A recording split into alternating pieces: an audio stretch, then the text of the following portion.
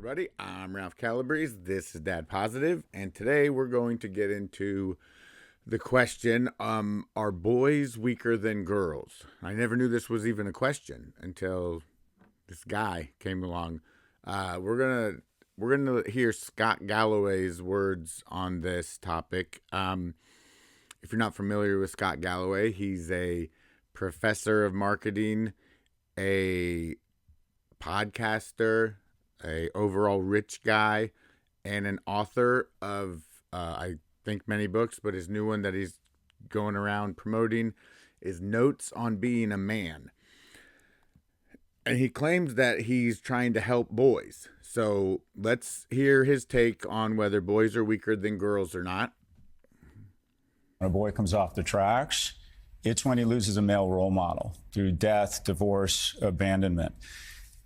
What's interesting is that girls in single-parent homes, of which we have the most in the world, actually have the same outcomes, same rates of college attendance, same rates of self-harm. The moment a boy loses a male role model, at that moment he becomes more likely to be incarcerated than graduate from college. It ends up that if you look at the studies, while boys are physically stronger, they're mentally and emotionally much weaker. You're kind of weak. While boys are physically stronger, they're emotionally and mentally much weaker than girls. That while boys are physically stronger, they're emotionally and neurologically and mentally much weaker. While boys are physically stronger, they're mentally and emotionally and neurologically much weaker. Boys, while being physically stronger, are emotionally and neurologically much weaker. You're weak. Boys are physically stronger, they're emotionally, neurologically, and mentally much weaker than girls. While boys are physically stronger, they're emotionally and neurologically much weaker than girls. So you're saying that young women are better equipped somehow to deal with all the headwinds that are derailing young men? That's what the data shows. Boys are weaker. Again, if you've seen any of my other videos on him, this is what it looks like for a man to write a book about helping boys. Thanks, buddy. Again, ridiculousness, ridiculous stats. I'm not a stats person. I'm not going to do the research and put up stats because most of them are fudged one way or another anyways. But what we do know is you can easily handpick stats. What we do know is, and this is bizarre, he's a liberal.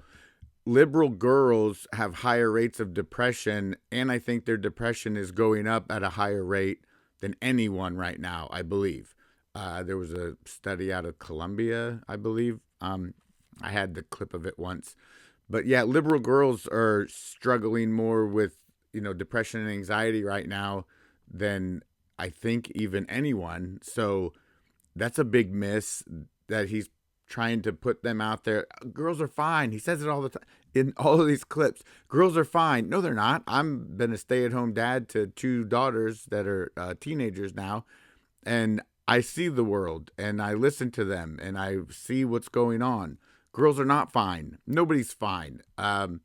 So it's bizarre. He's pretty sure he's just running a psyop. We'll get into that later. But so yeah, Mr. Man, Mr. Notes on Being a Man, clearly says, I'm out here to help boys because you're weak. And you're weaker than girls because you can't.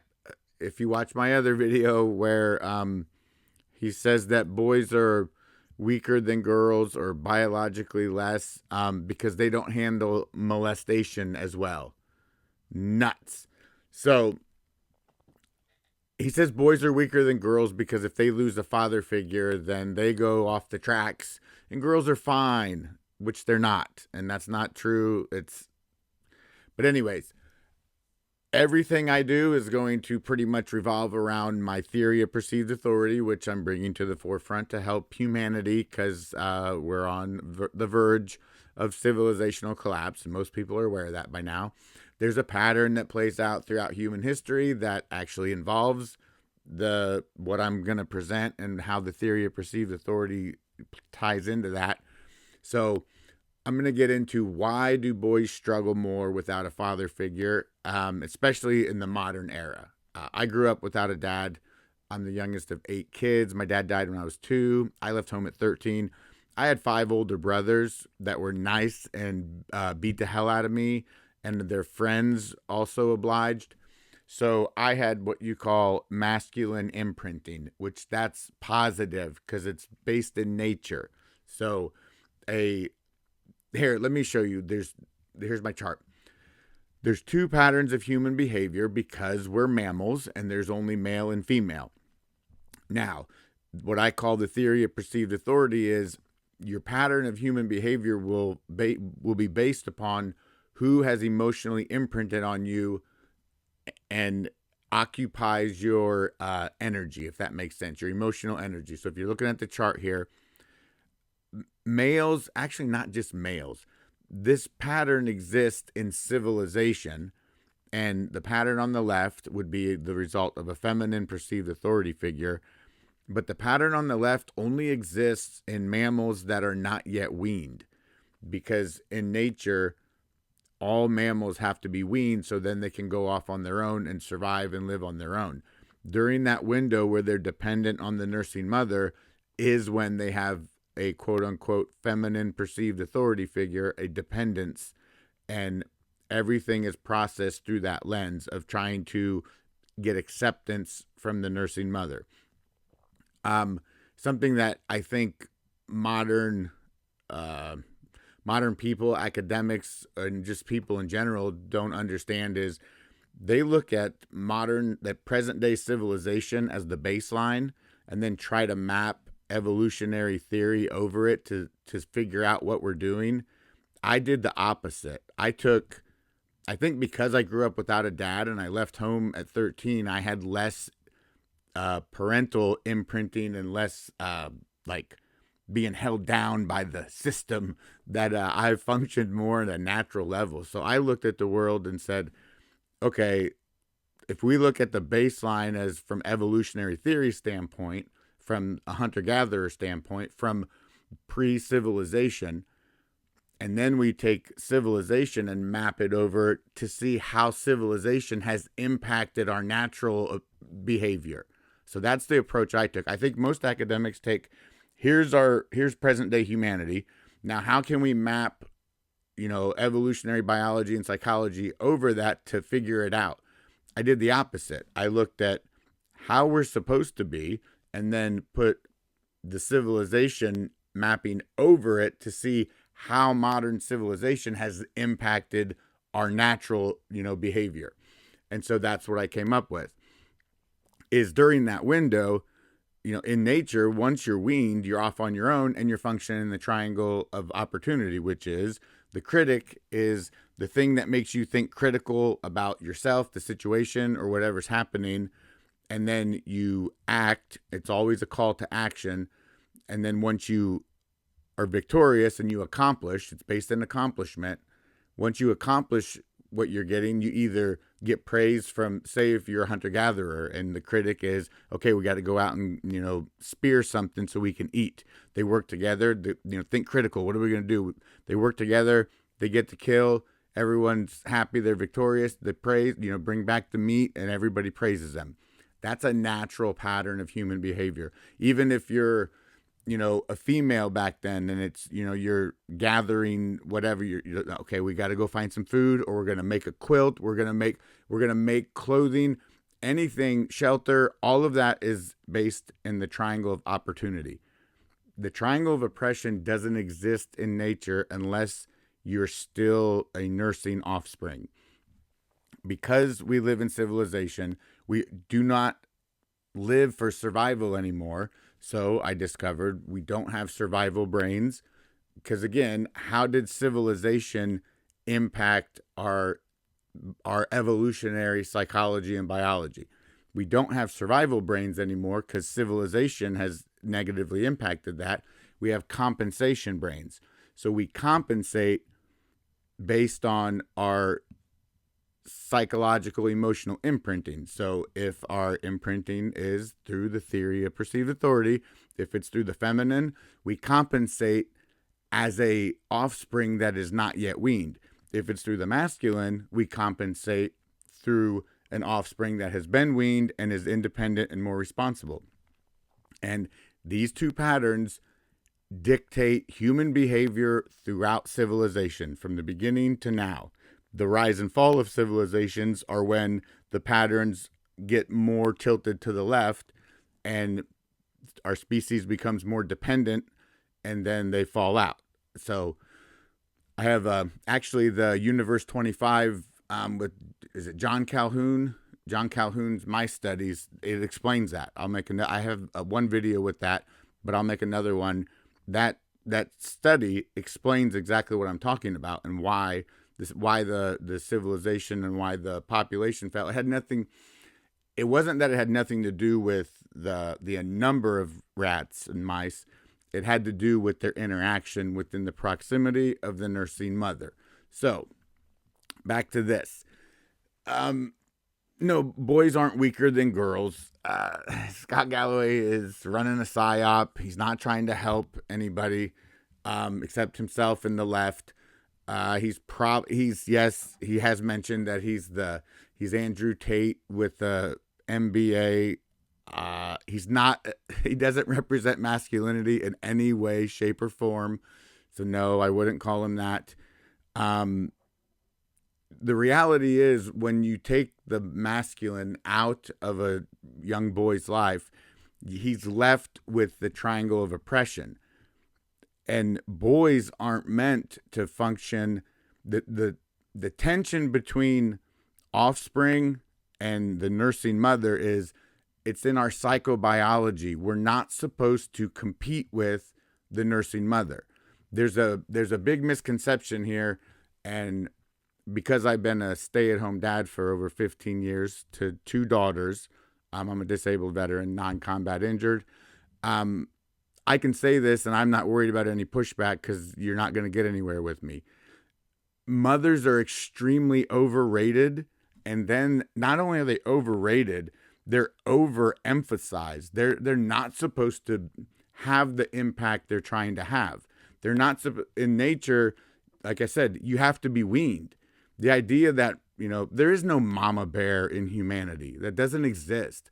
So the idea that mothers are trying to wedge themselves into every aspect of their child's lives forces that child to stay in the negative energy, the negative emotion of a female perceived authority, and they function like an offspring that's not weaned. That's not natural. So there are all kinds of statistics of why the feminization of things is, causing issues. It's because it's not natural. There is no mama bear in human civilization. It has nothing to do with survival. You're just being controlling and domineering and attention seeking for the most part. So when you have that type of female figure and you have a young boy that is trying to function in the world where he's meant to, with the triangle of opportunity, and not an opportunity to please mommy and do whatever she says and do things the way she wants, and that's not natural.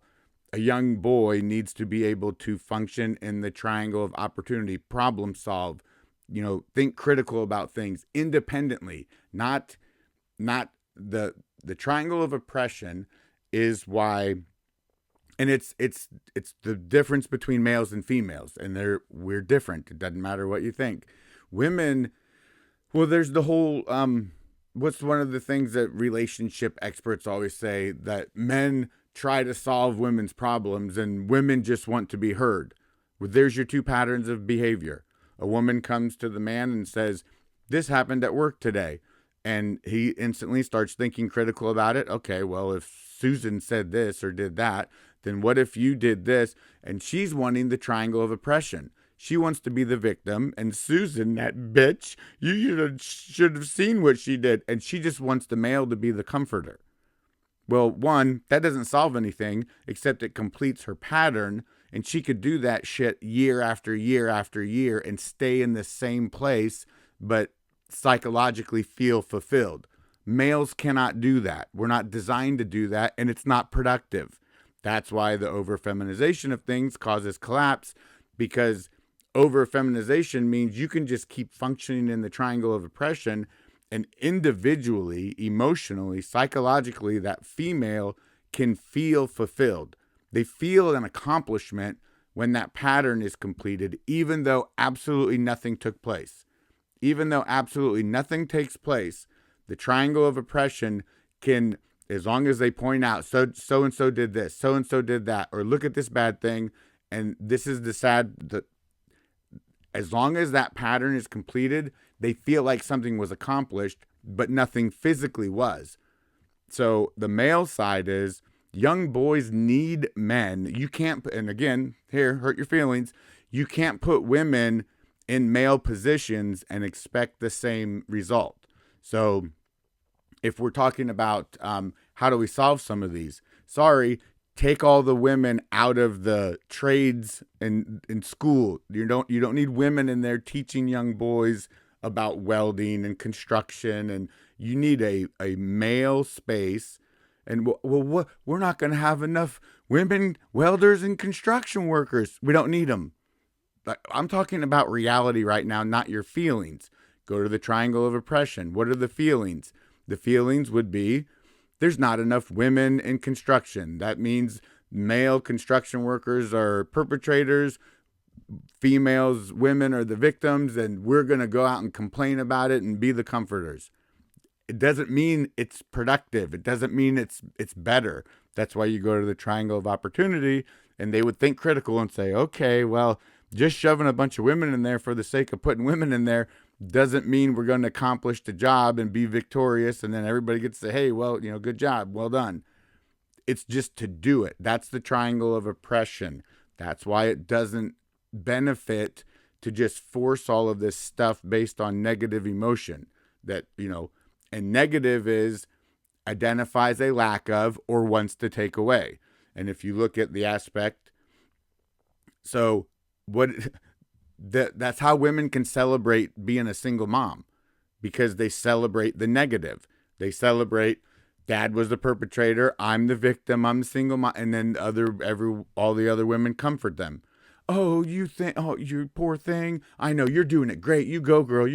And then you get all this hurrah for nothing, for something not working. So again, Scott Galloway has no clue what he's talking about. His statistics, though, he has them memorized, and here. So he has his statistics memorized, and he can either read off or just, I think Ben Stiller did one with him where it was like, how do you memorize all this stuff? Well, because if that's all he puts his energy into, that's the most important thing to him. My most important thing is actually providing some substance and reality to what's happening. And that's why young boys struggle. It's not because they're weaker. And again, your stats don't even address that young girls are struggling and they need help too. And what they need is assertive masculinity. So schools don't just need male teachers, because this is the other thing, and I'm going to do another video. You cannot interchange masculinity and femininity with the sexes. You can't have a masculine female and think that a young boy is going to benefit as if she's a man because of biology, because we're mammals, because the nursing mother, that dynamic, you can't change it. Again, I'm approaching human behavior from the baseline is evolutionary biology and psychology. And then you map over it. How has civilization changed our functioning from a natural state? Again, we're not baseline civilization. And then how does evolutionary psychology and biology explain? No, we start with the baseline. There's a reason. All of the stats are there that both offspring don't do better. And if your only stat that you found was the same level of self-harm and the same level of education, well, harming yourself isn't good, and they're probably doing it because of their mom. And then secondly, the same level of education, well, education is the triangle of oppression because it's completely dominated by the feminine and acceptance. So yes, as long as they're living in a female-dominated field, their behavior is pretty much similar. That doesn't mean they're doing better, because we know young girls are suffering with more depression and more anxiety and stress and all of that. And again, they're doing it because of a lack of masculinity. And I don't give a damn what anybody thinks, because I've been a stay-at-home dad for over 15 years to 2 daughters. And when it comes to parenting and all of the stuff at home, and I've done more than most moms I know, so you don't really have an argument there. But if you want to open the door on that, I'll be glad to oblige you. It's a lack of assertive masculinity. Pretty much every school needs a assertive male figure, because the males, again, maleness doesn't equate to masculinity. There's a bunch of feminized male teachers that the kids go to school and they get that same triangle of oppression, and it's negative. It's all about all of the negative things. This is bad. That's bad. That's why the levels of anxiety and depression are going down, because everyone's at the mercy of all of these institutions being feminized, and they function in the triangle of oppression. And there's no, like I said about the couples, the wife can come home and say, Susan's a bitch, and she'll be completely happy to just wallow in that pattern and just want to be, oh, poor you're the victim. Nothing gets accomplished. Nothing gets accomplished. I realized that. I'll make a different video. But I realized that when I remember watching Days of Our Lives when I was like in 2nd grade. And then I grew up, went to the Army, came back, and Days of Our Lives was still on TV. And it was still Bo and Hope and Steve and Victor Kiriakis. And they were all doing the same thing. I didn't lose the storyline in like over 20 years, because soap operas are based in the triangle of oppression, the martyr's plight, and that's what it is. Scene after scene. Oh, somebody going into the room and the bad thing happening. That's the triangle of oppression. And there's a good example that I can use some humor. I watched Days of Our Lives for 2 decades and didn't miss a beat, because nothing changed. It's all just wallowing in the sad story and the terrible thing that happened. Unfortunately, I still have a few more videos on Scott Galloway, so sorry, buddy. I know you claimed in your narcissistic response that one of your biggest downfalls is you care too much about what people think. I saw a video with Chase Hughes that said, beware of people that say that. I'm offering constructive criticism, and not just criticism. I'm offering new information to help you understand, and everyone else, because this isn't I'm not presenting my side, your side. I'm presenting all of the sides and the why. So I think that's good for this one, and we will move on to the next.